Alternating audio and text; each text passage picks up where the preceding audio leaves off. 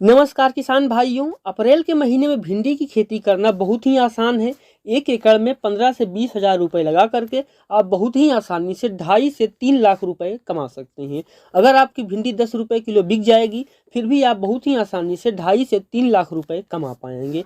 भिंडी की खेती के लिए संपूर्ण जानकारी आपको इस वीडियो में मिलने वाली है, जैसे भिंडी के लिए उपयुक्त जलवायु और मिट्टी, खेत की तैयारी, उन्नत किस्में, बीज दर और उपचार, बुआई का सही तरीका, खाद और स्प्रे का A to Z शेड्यूल, लागत और कमाई। जब आप इस 7 पॉइंट को पूरी तरीके से समझ जाएंगे तो 1 एकड़ भिंडी की खेती करके आप बहुत ही अच्छा उत्पादन और बहुत ही अच्छी कमाई ले पाएंगे। तो वीडियो को आप पूरा देखिएगा। चैनल पे पहली बार आए हैं, चैनल को भी सब्सक्राइब कर लीजिए, क्योंकि खेती बाड़ी से जुड़ी हुई ऐसी महत्वपूर्ण वीडियो मैं आपके लिए बनाता रहता हूँ।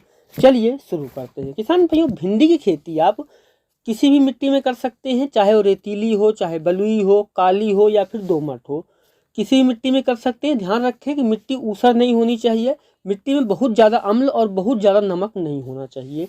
और अगर जलवायु की बात करें तो जलवायु के लिए आप गर्मियों में बहुत आसानी से कर सकते हैं, क्योंकि अगर सबसे कम तापमान की बात करें तो 20 से 25 डिग्री की ज़रूरत होती है और अधिक से अधिक 42, क्योंकि 42 डिग्री जब ऊपर तापमान होता है तो इसके फूल जो हैं वो झड़ने लगते हैं। तो अप्रैल के महीने में कोई दिक्कत नहीं, आप बहुत ही आसानी से कर सकते हैं।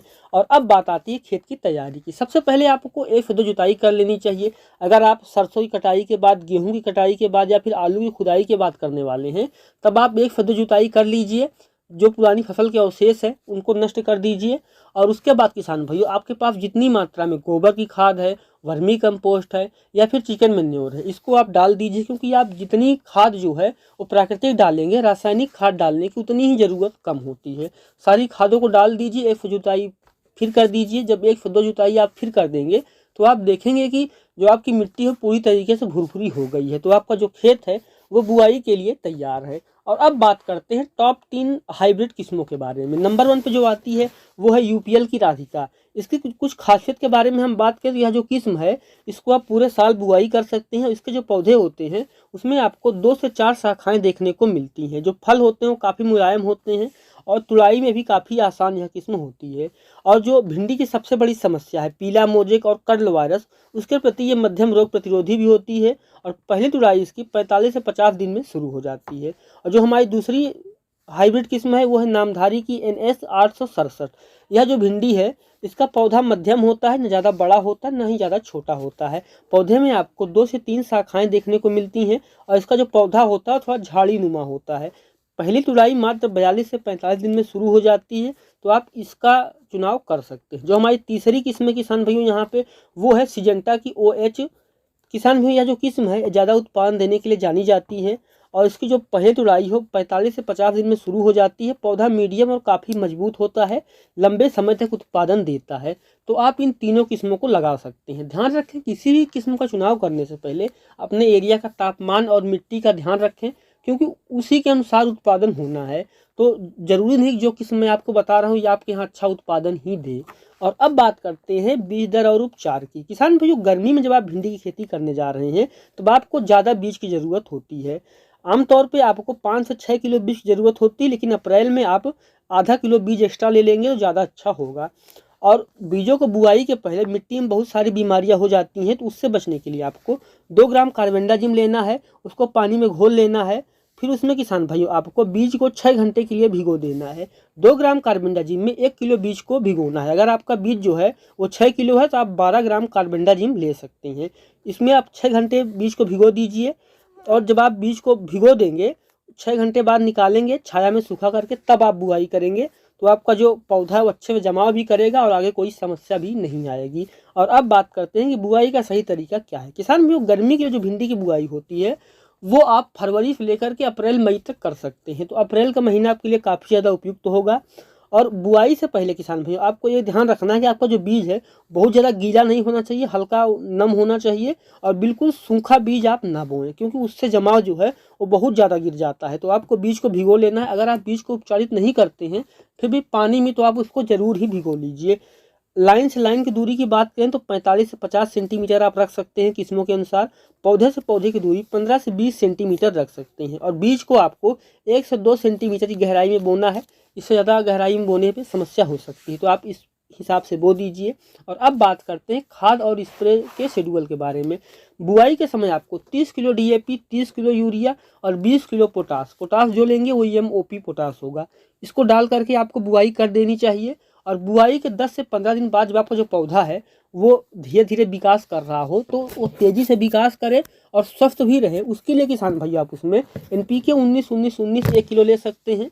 200 लीटर पानी मिला करके आप इसका स्प्रे कर सकते हैं। और बुआई के 25 से 30 दिन बाद पौधे में कल्ले निकल रहे होते हैं, शाखाएं निकल रही होती हैं, पौधा विकास कर रहा होता है, तो उस समय आपको उसमें 25 से 30 किलो यूरिया लेना है और 250 ग्राम आपको सूक्ष्म पोषक तत्व लेना है। आप इसको लिक्विड में भी ले सकते हैं या फिर आप चाहें तो इसको आप पाउडर फॉर्म में भी ले सकते हैं। लिक्विड को भी यूरिया में मिला करके किया जाता है छिड़काव, तो आप कोई सा भी माइक्रो न्यूट्रिएंट्स ले सकते हैं यानी सूक्ष्म पोषक तत्व, उसको यूरिया मिला करके अपनी फसल पे डाल दीजिए। और उसके बाद जैसे कहीं कहीं पे फूल निकलने शुरू होने वाले हों, कलियां बन रही हों, उसी समय किसान भाइयों आपको उसमें 05234 लेना है, इसको 200 लीटर पानी मिला करके स्प्रे करना है। इसका जो पहला स्प्रे है उसको आपको फूल निकलने से पहले करना चाहिए और दूसरा स्प्रे फल बनते समय करना चाहिए। अब इससे एक फ़ायदा होगा कि जो फूल हैं वो अच्छी मात्रा में आएंगे, कलियां लगातार आती रहेंगी, फूल खिलते रहेंगे और उत्पादन लगातार होता रहेगा। और उसके बाद किसान भाई जैसे ही आपकी जो पहली तुड़ाई हो आने वाली हो तो उसमें आपको 13-0-45 ले लेना है या फिर आपको 00-50 भी आप ले सकते हैं, उसको आप स्प्रे कर दीजिए। इससे फ़ायदा ये हुआ कि आपका जो फल है वो अच्छी क्वालिटी में बनता रहेगा और लगातार आप उससे उत्पादन ले पाएंगे।